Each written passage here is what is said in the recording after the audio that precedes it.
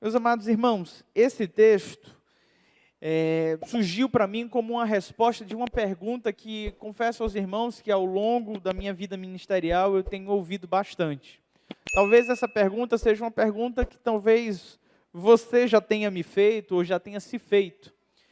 Sabe, olhando para o cenário evangélico do nosso país, de igrejas, por vezes nós encontramos algumas igrejas que se corromperam na caminhada.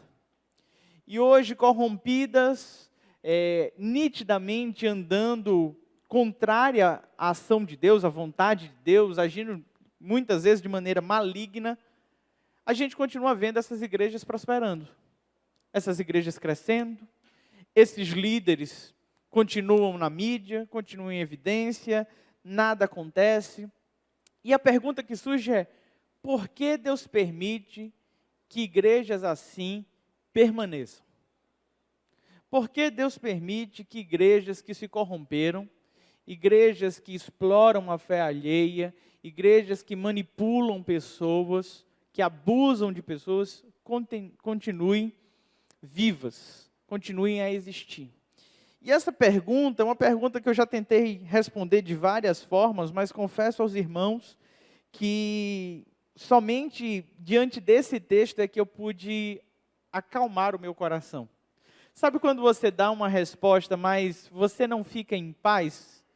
Eu sempre dei respostas e nunca fiquei em paz, e hoje meu coração está em paz, por conta do que Deus falou comigo através desse texto. Esse texto vai nos narrar um milagre efetuado por Jesus em uma sinagoga num dia de sábado. Muitos ficaram escandalizados, e esse milagre, o foco principal dessa mensagem não está nitidamente no milagre, mas em como Jesus operou, quando Ele operou esse milagre.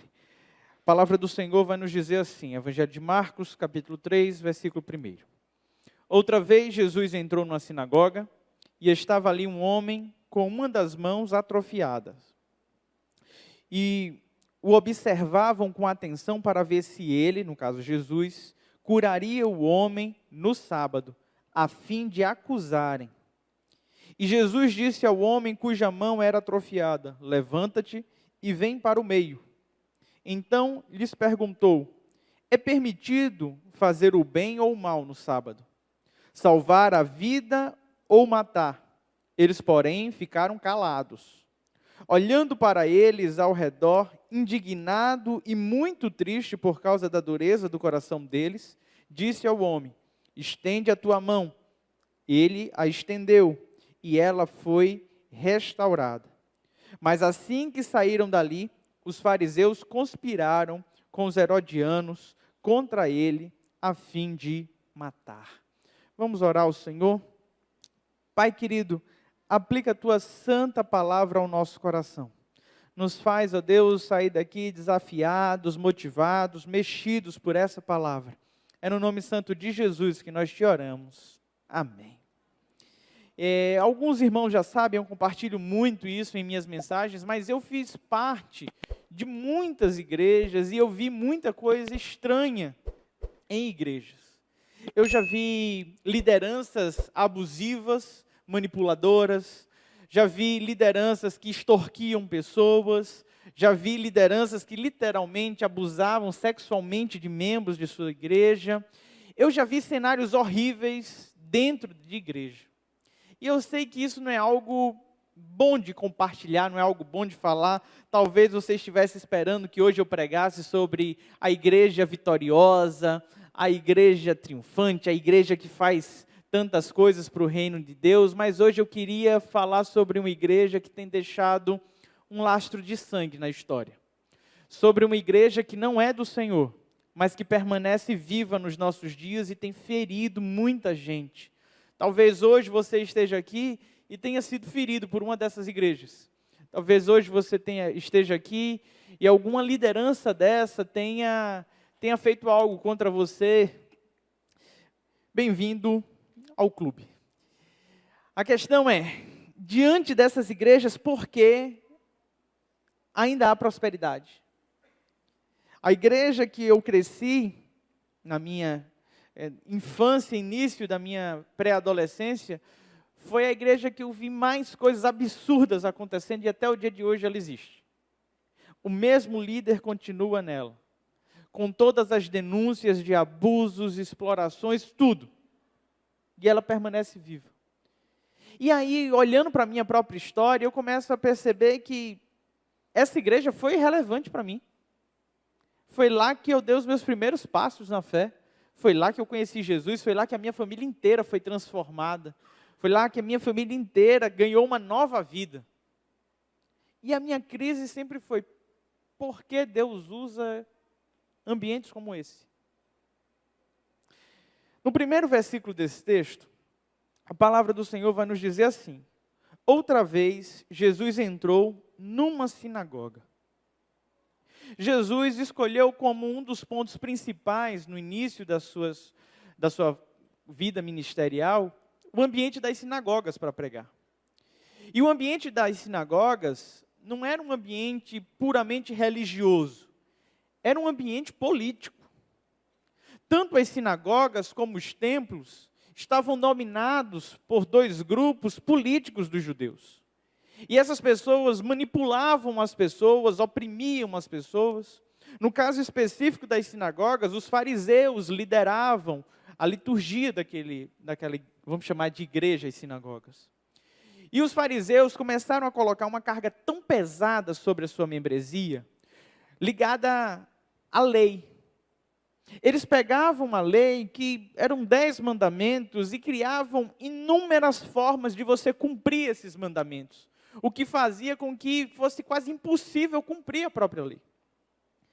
No mandamento do dia do sábado, que veio com um princípio muito simples, o princípio de você descansar e depois você contemplar aquilo que Deus fez por você. Era esse o princípio do sábado.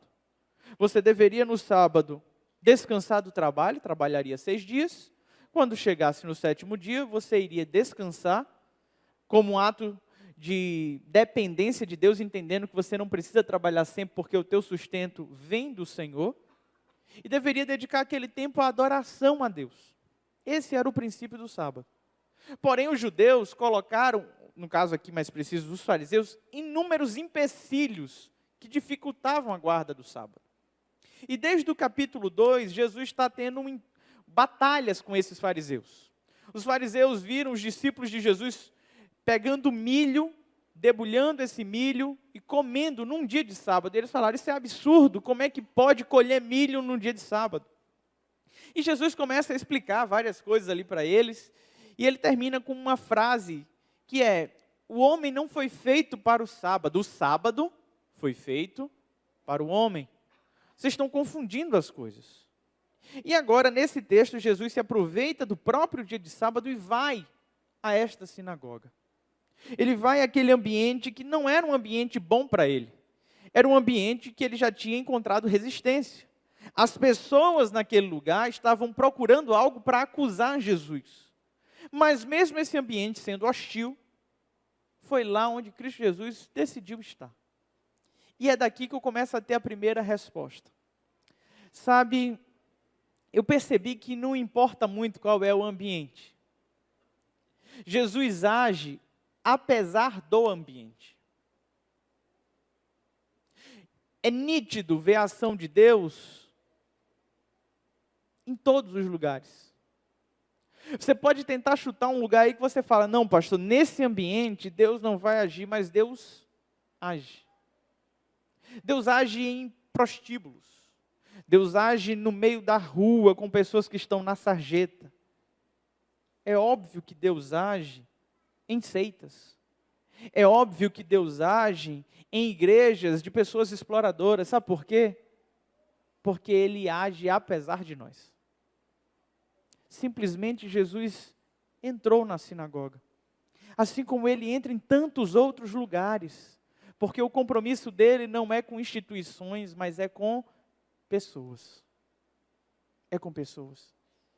E é por isso que eu não tenho medo de errar, que não importa qual seja o segmento religioso que a pessoa esteja inserida, eu creio que Deus pode falar com ela independente do meio religioso onde ela está inserida. Eu creio nisso. Eu creio que não há barreiras para a ação de Cristo Jesus. Nesse caso aqui, Jesus escolheu uma sinagoga. Ao entrar naquela sinagoga e perceber a presença desse homem com a mão atrofiada, os fariseus começam então a aguardar o que Cristo Jesus faria. Os fariseus então começam a ficar com enorme expectativa de pegar Jesus em um erro, em uma falha. Sabe, ainda hoje, nos nossos dias, nós encontramos esse tipo de pessoa. Esse tipo de pessoa que é manipuladora, que quer dominar, que tem um coração duro, que quer viver de uma maneira legalista, que quer enquadrar todo mundo no seu jeito de viver, e que, em nome da fé, promove verdadeiros horrores. Sabe, quando nós olhamos a história da igreja, nós percebemos muita tristeza. Quando nós olhamos para a história da igreja, nós percebemos, sabe o quê? Nós percebemos cruzadas, guerras, tudo em nome da fé. Tudo em nome da fé. A única coisa que a igreja tem para se gloriar é da ação de Deus na existência dela. Somente. A única coisa que faz com que a igreja sobreviva nos dias de hoje é porque é Deus cuidando desse negócio aqui. Desde o período bíblico, a gente percebe isso. Você tem duas igrejas. Você tem a igreja de Corinto, uma igreja rachada, dividida em volta dos seus líderes. Uma igreja promíscua, que vivia de libertinagens sexuais, que vivia de oprimir os ricos oprimindo os pobres. Uma igreja complicada, e Paulo vai lá e diz assim, olha, Paulo plantou, Apolo regou, mas Deus é quem deu o crescimento. Espera aí, uma igreja complicada como essa, quem dá o crescimento é o Senhor? É. Mas aí você tem uma igreja modelo, até os dias de hoje todo mundo fala, deveríamos voltar para a igreja primitiva, a igreja de Atos dos Apóstolos. E quando nós vemos aquela igreja de Atos dos Apóstolos, a forma como eles interagiam, o amor, aquela coisa toda, no final do texto está dizendo assim, e Deus ia acrescentando cada um àquele local. Olha só, Deus faz crescer tanto a igreja saudável, como a igreja que não está saudável. Mais uma vez eu digo, o compromisso dele não é com o movimento farisaico, não é com a instituição, o movimento dele é com pessoas. É com pessoas. E o que me chama a atenção nesse texto é a dureza do coração dessas pessoas. A dureza do coração desses fariseus. Eles não estavam preocupados se Jesus tinha poder para fazer aquilo. Eles estavam preocupados se Jesus iria fazer aquilo no dia do sábado. Porque eles sabiam que Jesus tinha poder. E a preocupação deles é em que dia é permitido fazer isso. Os fariseus haviam colocado uma regra na guarda do sábado. Eles diziam que para você poder ajudar alguém que estava enfermo, essa pessoa precisava estar à beira da morte. Se fosse uma doença que essa pessoa estivesse quase morrendo, então você poderia empregar alguma energia para tentar curar aquela pessoa. Não é o caso desse homem com essa mão atrofiada. Esse homem com a mão atrofiada poderia ser curado no domingo, na segunda, na terça. Ele já estava há tanto tempo com essa mão atrofiada. Jesus estava infringindo a lei, segundo eles. E a pergunta de Jesus é, no sábado é permitido fazer o bem? No sábado é permitido salvar uma vida? E a resposta deles é um silêncio. Um silêncio total. Diante desse cenário, no versículo 5 desse texto, a palavra de Deus diz assim, olhando para eles ao redor, indignado e muito triste por causa da dureza do coração deles. Gente, eu achava que era só eu que ficava irado e ficava triste. Eu achava que quando eu via esses cenários assim, Eu ficava, Deus, como é que o Senhor permite essas pessoas serem exploradas desse jeito? Como é que o Senhor permite essas coisas acontecendo? E agora eu vejo aqui nitidamente que ele fica indignado, sim. Em outras versões vai aparecer a palavra irado. Irado. Na sequência vai aparecer profundamente entristecido. Profundamente entristecido. Porém, a ira de Deus, ou até mesmo a sua profunda tristeza, não extrai de Deus algo ruim, porque não existe algo ruim de Deus.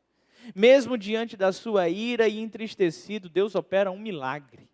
Cristo Jesus opera um milagre.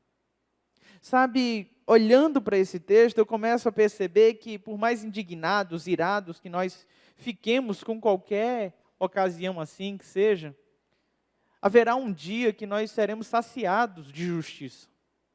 Haverá um dia que o cálice da ira do Senhor irá transbordar e essas pessoas pagarão por tudo que estão fazendo. E a nossa preocupação não tem que ser com elas agora. Sabe com quem tem que ser a nossa preocupação? Com as pessoas atrofiadas da nossa sociedade, da nossa igreja. Jesus, diante daquilo tudo, ele simplesmente fala, vem aqui para o meio. E ele cura esse homem, pensando somente nesse homem. É como se dissesse, não vale nem a pena gastar meu tempo com esses fariseus. E pensando nesse homem, eu chego a algumas conclusões também. Sabe, esse homem com a mão atrofiada era um homem que frequentava a sinagoga. Eu não sei por quantos anos ele ia àquela sinagoga. O fato é que aquela sinagoga, de alguma maneira, o conhecia, poderia interagir com ele de alguma forma, mas ele, como todas as pessoas que tinham alguma necessidade, alguma deficiência,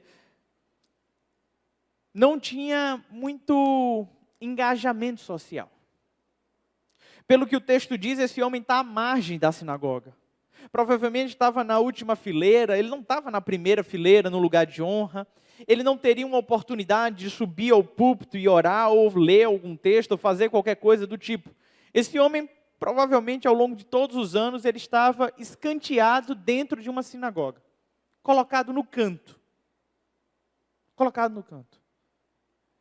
Um homem que vivia um problema como esse desse homem aqui, que tinha uma mão atrofiada num tempo onde era necessário força física para as atividades, era um homem que teoricamente era visto como inútil. Ele não poderia ser usado para o serviço.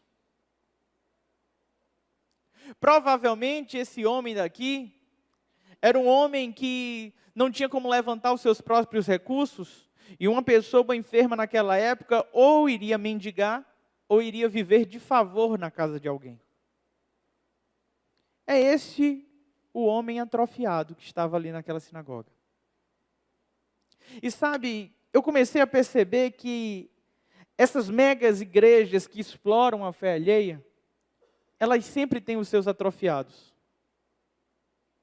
Mas elas nunca promovem uma cura real deles, porque elas precisam que eles permaneçam ali.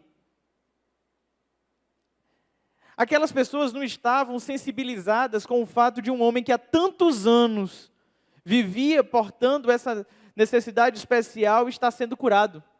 Não. A intenção deles era ignorar mais uma vez aquele homem e focar apenas em Jesus, que estava errando. Como é que pode curar um homem desse? Como é que pode? Sabe, essas igrejas não querem que você sirva. Você não precisa servir. A igreja te serve. Você não precisa ser liberal para cuidar de outros, porque a igreja cuida.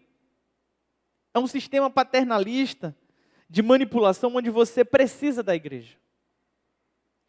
E aí a gente entra no que o pastor Léo pregou hoje pela manhã. Sabe, como é que pode você viver anos e anos dentro de uma igreja, frequentando uma escola bíblica e ser incapaz de evangelizar alguém? Ser incapaz de servir. Passar anos e anos numa escola bíblica e nunca se formar, nunca ser professor. O pastor Léo disse que a gente passa 20 anos repetindo.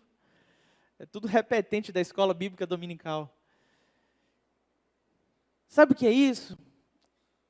É um sistema que não leva em consideração o sacerdócio universal de cada cristão. Sabe o que é o sacerdócio universal de cada cristão? Você tem livre acesso a Deus. Você não precisa de um pastor. Você não precisa de uma oração forte. Você não precisa de uma campanha. Você não precisa comprar nada. Cristo Jesus veio ao mundo para ser o único mediador entre Deus e os homens. E você tem livre acesso a Ele. Você pode chegar diante dEle a qualquer momento do seu dia, a qualquer hora, abrir o seu coração e ter a certeza que vai estar diante do trono da graça. Deus vai te atender. Você não precisa de uma estrutura para isso. Não precisa. Sabe, uma igreja saudável é aquela igreja que faz com que cada crente, cada cristão desenvolva um relacionamento profundo com Cristo, a ponto dessa pessoa não estar mais marginalizada na igreja, mas ela agora ser protagonista, ela servir, ela doar, ela agir na igreja. Cristo Jesus não chamou ninguém para ficar atrofiado num canto, num banco. Não é esse o projeto de igreja. Sabe, quando eu falo de igreja, eu estou falando de uma maneira geral. Eu não estou falando da nossa, estou falando de uma maneira geral. Também não quero fazer elogios à nossa igreja. Cada um sabe aqui as qualidades e os defeitos que nós temos. Mas eu quero te dizer que hoje Cristo Jesus está te desafiando a não depender mais da oração da irmã Joaninha, a não depender mais de ir num ciclo de oração não sei aonde, a não depender mais de ter que fazer uma campanha X ou Y, ou comprar ou gastar. Você não precisa ser explorado por ninguém, porque Cristo Jesus te vê. Sabe o que eu acho interessante nesse texto? Cristo Jesus entra na sinagoga e a próxima frase que vai aparecer é: estava ali um homem das mãos atrofiadas. No versículo 5 diz que Jesus olhou para todos ao redor. Todos. Sabe qual é a conclusão que eu tiro aqui? Não há ninguém que passe desapercebido diante de Jesus. Ele te enxerga. Você pode entrar num culto como esse e dizer: eu quero ficar aqui escondidinho, eu queria que ninguém falasse comigo, eu queria que nem a recepcionista me cumprimentasse, eu queria entrar e sair na paz, não se preocupa.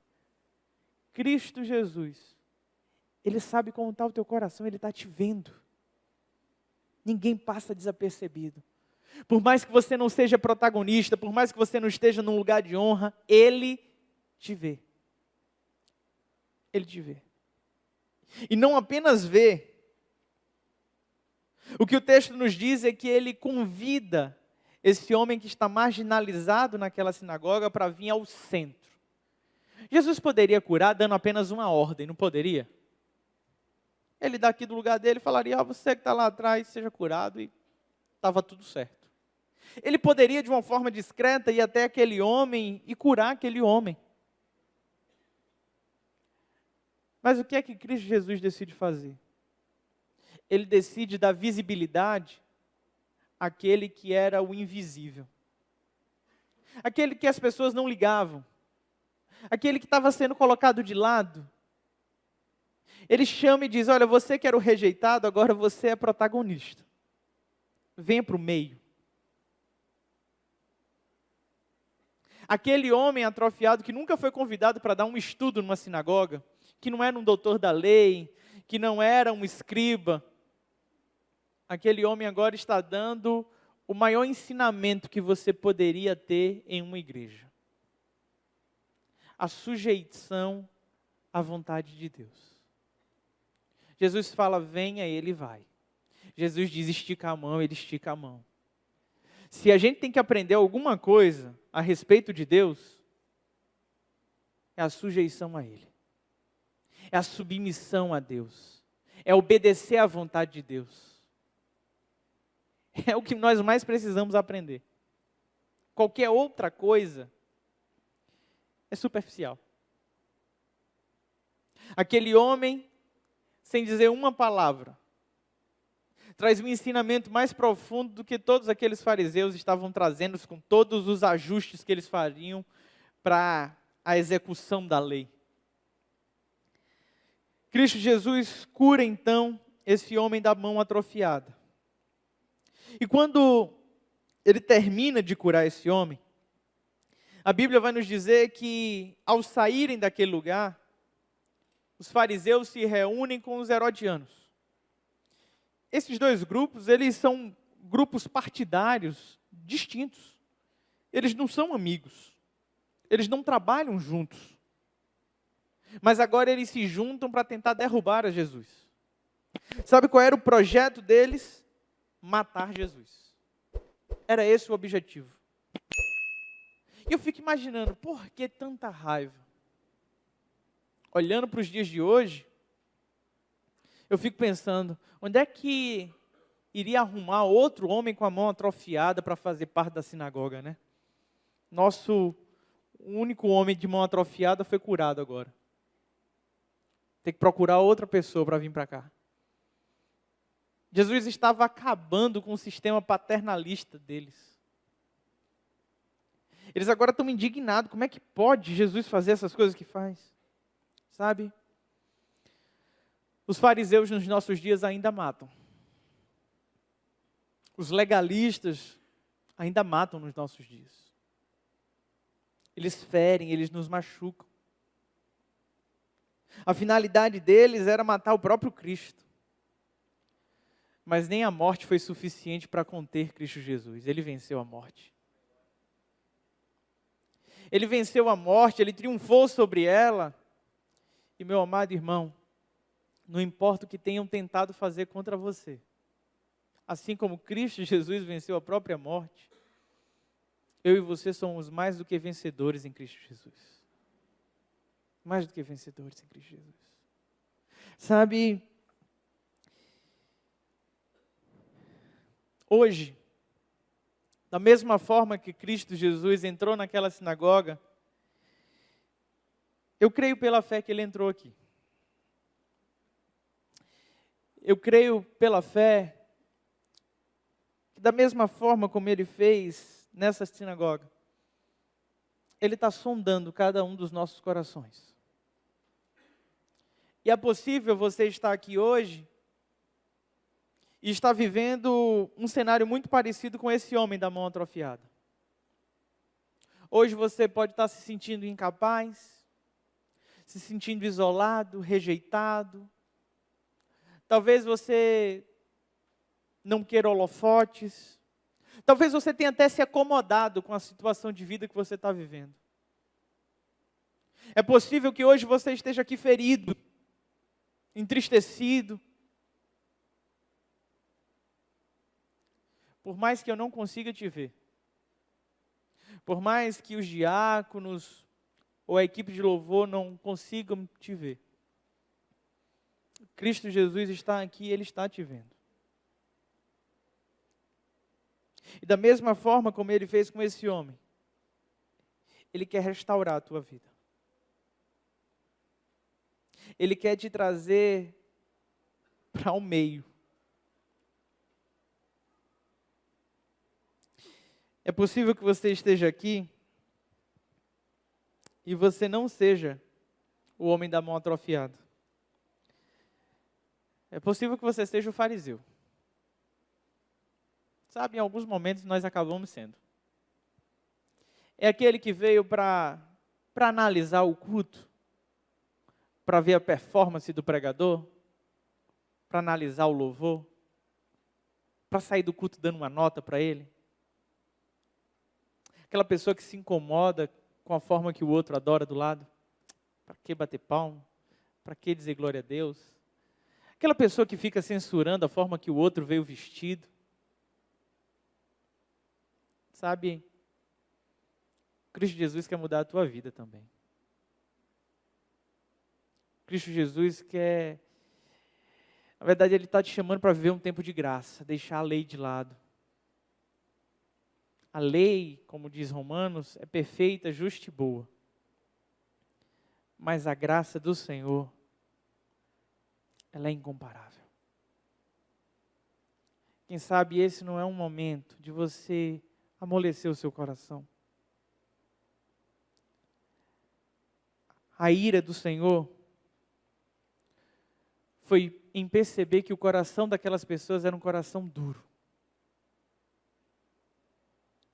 E a pergunta que eu tenho para te fazer, e com ela eu encerro meu sermão, é: como é que está o teu coração agora?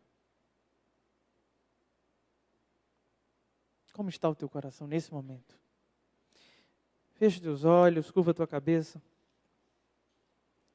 Fala com Deus.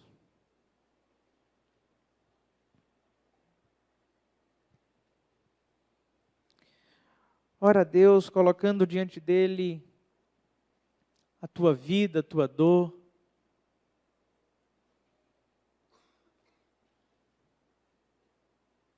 Se você veio a esse lugar e se sente como o homem que estava com a mão atrofiada, rejeitado, desprezado, eu quero orar por você nesse momento.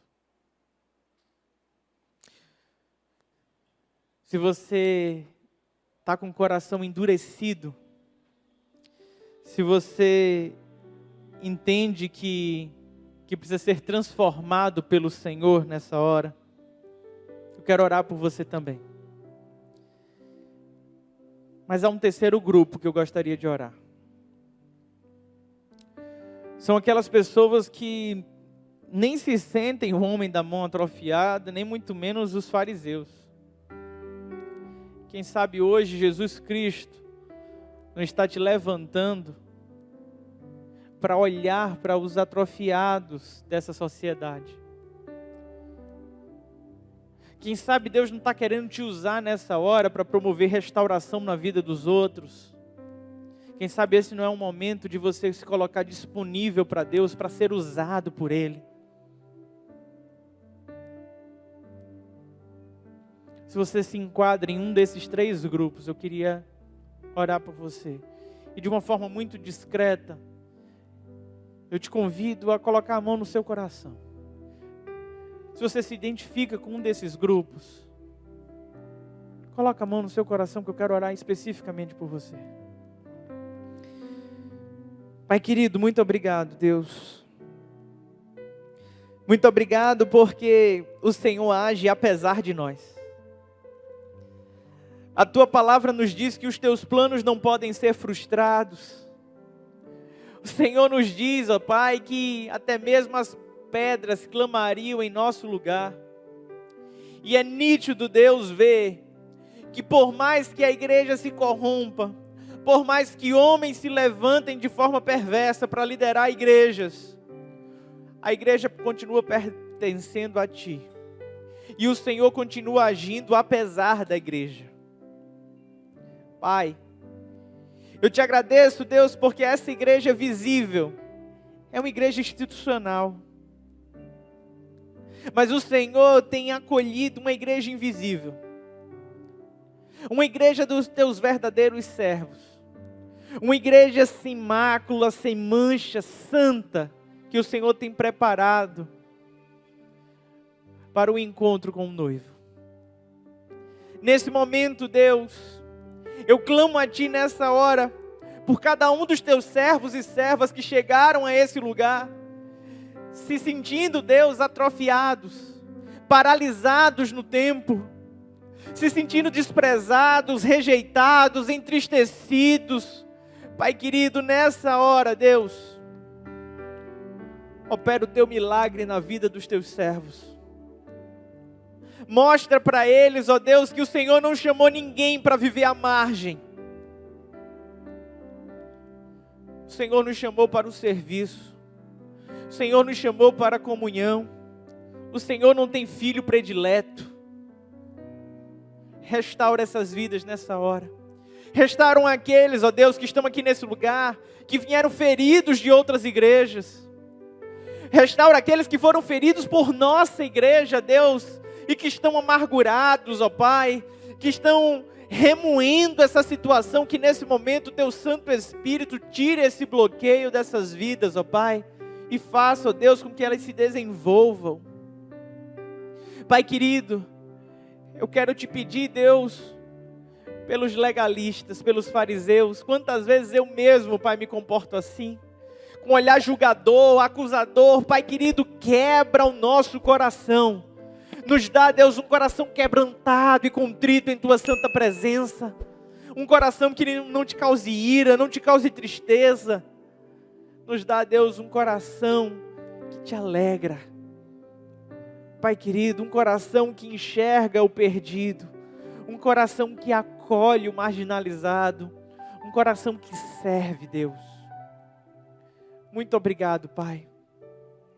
Muito obrigado, Deus, porque o Senhor age apesar de nós. É no nome de Jesus que te oramos, Deus. Amém.